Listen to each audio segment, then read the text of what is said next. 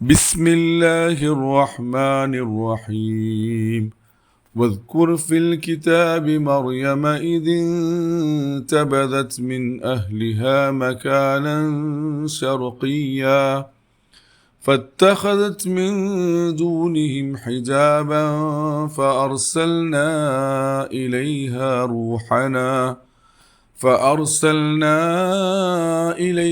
روحنا فتمثل لها بشرا سويا.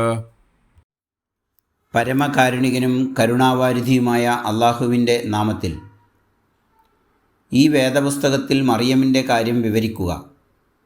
അവർ തൻ്റെ സ്വന്തക്കാരിൽ നിന്ന് അകലെ കിഴക്കൊരിടത്ത് കഴിഞ്ഞുകൂടിയ കാലം. സ്വന്തക്കാരിൽ നിന്ന് ഒളിഞ്ഞിരിക്കാൻ അവരൊരു മറയുണ്ടാക്കി. അപ്പോൾ നാം നമ്മുടെ മലക്കിനെ മറിയമിൻ്റെ അടുത്തേക്ക് അയച്ചു. മലക്ക് അവരുടെ മുമ്പിൽ തികഞ്ഞ മനുഷ്യരൂപത്തിൽ പ്രത്യക്ഷമായി. സൂറത്ത് മറിയം 16-17 ആയത്തുകൾ.